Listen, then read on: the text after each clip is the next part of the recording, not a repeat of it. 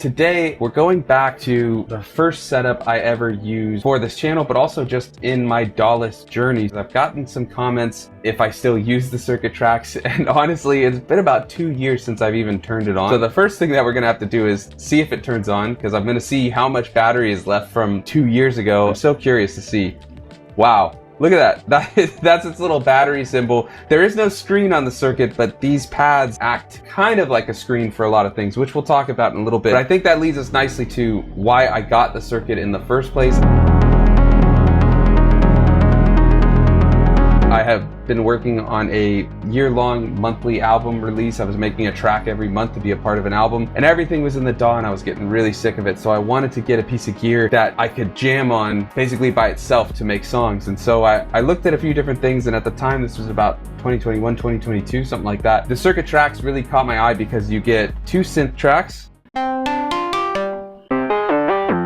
and then you get 2 MIDI tracks, which as someone that has a lot of hardware, I thought that'd be awesome to be able to control MIDI. And then you get 4 drum tracks, which are really sample tracks, but it's not a sampler. It is very much not a sampler. And then I really like the intuitive nature that you can just program a step however you want. But then I quickly ran into some issues because I wanted to get more into sampling. I wanted to play my live instruments. And so that's when I got the SP404. And with the SP404 and its sampling, it really changed my whole approach to music making in general, going more sample-based, sampling in my instrument. And so what I wanted to do today is go back to that original setup and just see, after 3 years of Dawless beat making, how does it work? Can I still even remember how to move around on the circuit tracks? It is pretty intuitive, so I think we'll be all right, but we'll see. Now you might be noticing there's only 1 cable. First, we're gonna go mono just for simplicity. But second, normally at this point, 3 years into Dawless, I would MIDI sync these two and it would make a world of difference. But in that first setup, I did not MIDI sync. So we're gonna stick true to that original idea. Whether it's a good idea or a bad idea, we're gonna stay true to that original idea, and we're going to make a beat using these two. So I think what we'll do though, just to start, is put a drum sound in just to have a sort of click track. All right, that looks like it's coming through, but I am going to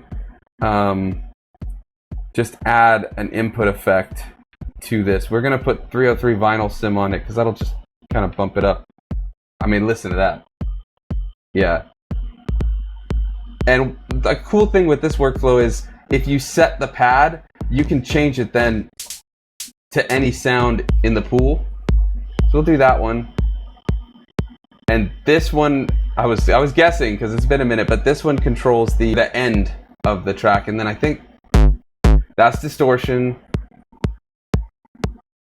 And I want to say, yeah, that's a filter. Okay, so I don't want too much boominess. That's pitch. We're not even going to mess with that. Okay, there's our synth 1. Here's our presets. Let's find like a pad. That'll work. And then let's choose our scale. So this would be C minor.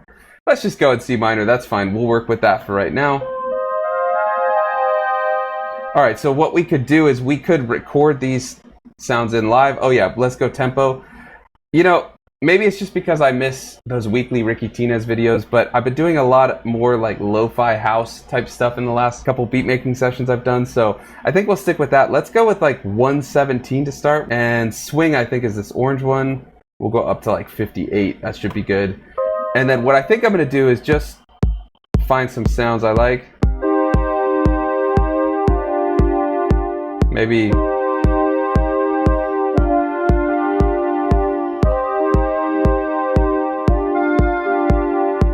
okay, so we need to make this 32 steps. I'm surprised I actually remember as much as I do. Let's turn on the record.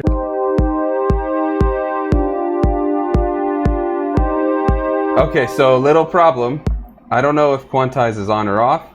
I think it was off. So we're gonna go back because it put this first chord on the last step of the second bar. We don't want that, so I'm going to program this in. We'll go right there, and then if we go to gate, we can set this to, you use this one to control it. It'd be cool if it kind of lit this up to show you, but if you set this, it's going to hold it for all 16 steps, so we'll just drop it 1 early, and then on the gate here, we'll do that. So one thing I really liked with the circuit is how immediate a lot of things are, right? Like, oh, I want to change the velocity. It's right here. You just tap this and you can change the velocity. I want to change the gate. It's right there. If you want fixed velocity, you can do that. If you want micro step, here, let's put that. Let's say we wanted to do this. And here we wanted to go to micro step. We could throw that off, put this one. So the one thing is you can't nudge early, right, in this way. So what we'll do actually is clear this one and we'll put it here. We got to get out of micro step though. So we'll put it there, then we'll go into micro step. We'll take that one off and put it way at the end, so it's just a little early. So that's if we wanted to do something like that, right?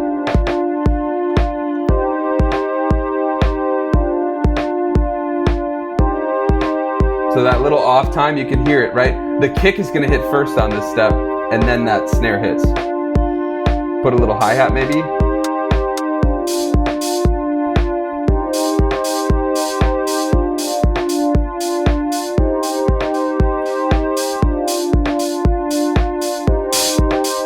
So we could do that.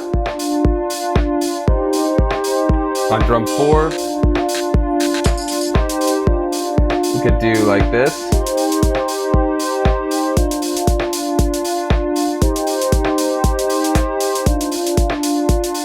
I am finding one, it comes back pretty quick using the circuit. We haven't even touched anything on here yet. We'll think about where we want to go with that. I might do like a sound generator, or we might sample into it like we did recently with the Seek track. If we go over to this effects twice, that's our side chain. So if we go to, I think we did synth 1 for that one, we can set where our side chain is going to be on one of the sample tracks or the drum tracks. So I'm going to use drum 1 because that's our kick. And this is it without sidechain.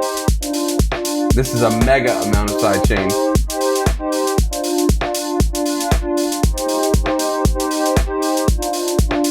Right? Okay, but we've already started running into my biggest problem that I ran into with the circuit, and that's the limited amount of tracks. The second biggest problem, which this also offset, is no sampling, right? I can't sample into it. One thing I'd love to see, I don't think they've updated the circuit tracks in years. They've got a circuit rhythm, and I would love to see a sort of like circuit pro, for lack of a better word, that combines the tracks with the rhythm and adds some other features. Because the rhythm has its own problems, for me at least, where every sample track, and it's all sample tracks, is monophonic. Even the MIDI is monophonic, which is a huge problem. The Digitact, which is older than the circuit rhythm, while the sample tracks are monophonic, the MIDI tracks are 4-voice polyphony, which is a very important thing if you're using a sequencer as a brain for hardware and things like that. So that's a big issue. But yeah, you run into, we've only got 2 synth tracks, right, internally. And then you got the 2 MIDI tracks, but you'd have to expand your setup. That was the main reason why I then got the SP, because I was like, well, I could just sample sounds in and free up another slot for additional things. So let's find another sound, and if you do that, you can go, if you hit these arrows, you can get different octaves.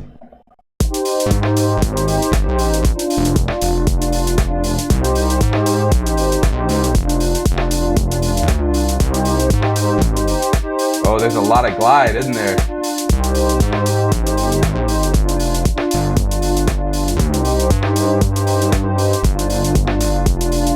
It's almost too much glide. My other biggest issue with the circuit, kind of talking about all the limitations and issues I ran into, why I've stopped using it as we go along, because I think that's the best way. Like, in real time, you're seeing me run into the issues of, and why I stopped using it when I upgraded to other gear like the Digitact, the Polyan Tracker, Seek Track, all of that.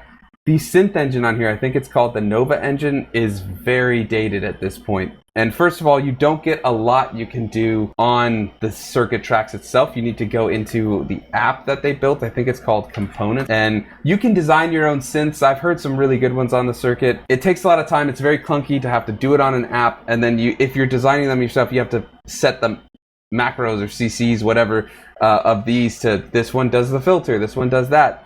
And then a lot of times, even the ones they've created don't necessarily match sometimes with what they're saying these are. So it's just kind of like, okay. And the sounds just, they're very digital, they're very cold sounding. It needs a little more, I think. So that's another huge reason I ran into, and you can't sample in, so you can't send like a single cycle waveform like the Digitac. Quantize to the rescue there. Alright, I'm gonna shut the record off because I'm gonna make some changes up here, and there is automation changes you can do. Alright, let's see what sidechain does on there.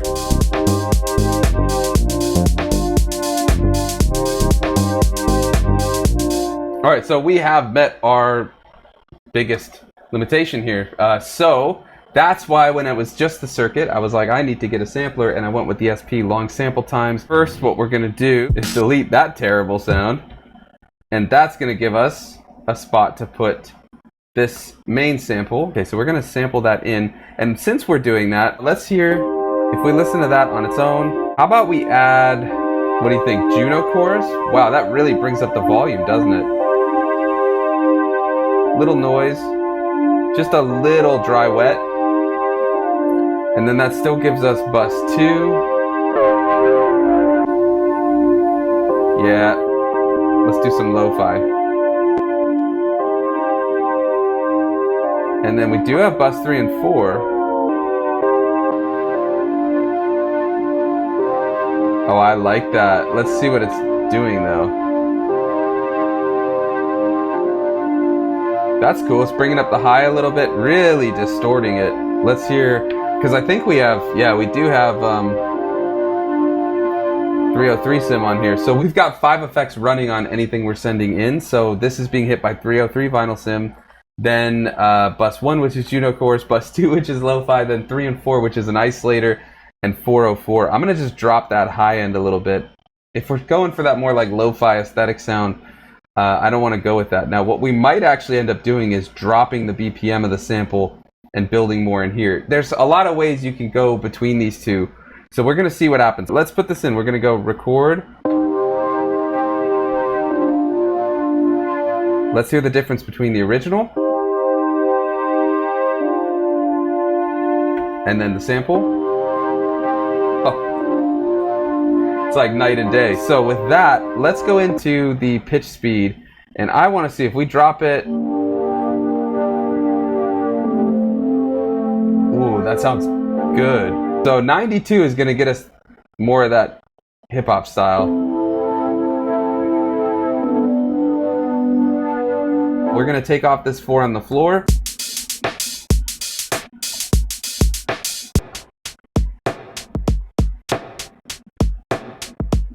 That kind of works a little better.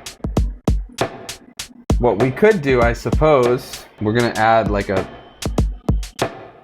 super swing and maybe make this more faint. And then what we're gonna do is now we're gonna go record in. So this is gonna solve that issue I had, since this sample is actually 98.37. By setting a pattern and then we're gonna record it onto the pattern, it's going to always trigger at 98 proper, not 98.37 or whatever. So the issue we would have if we were to just loop this as is and hit play, they would slowly drift off because this is slightly off BPM wise, but we're not going to have that issue now. So we fixed that. So let's go here. We're going to set the quantize all the way and put it to 1/4.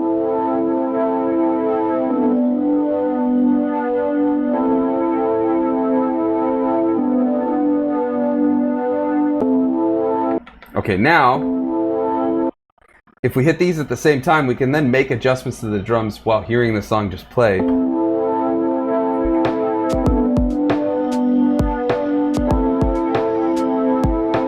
Let's program in this hi-hat, and we're going to go 16 velocity.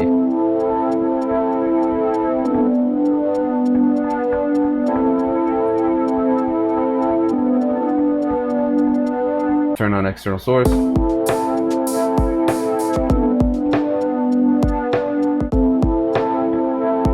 I just discovered this. I've been using the SP for how long? And when I was prepping for today's stream, I was just testing something and I discovered that you can actually do live mutes really quickly. It's of course a bizarre button combo, shift reverse when you're in the samples, and you can mute. So this is incredibly useful for this intro, we don't always have to make a ton of different patterns, right? Because we can do where we mute something, and then let's say, okay, I want the hi-hat to come in.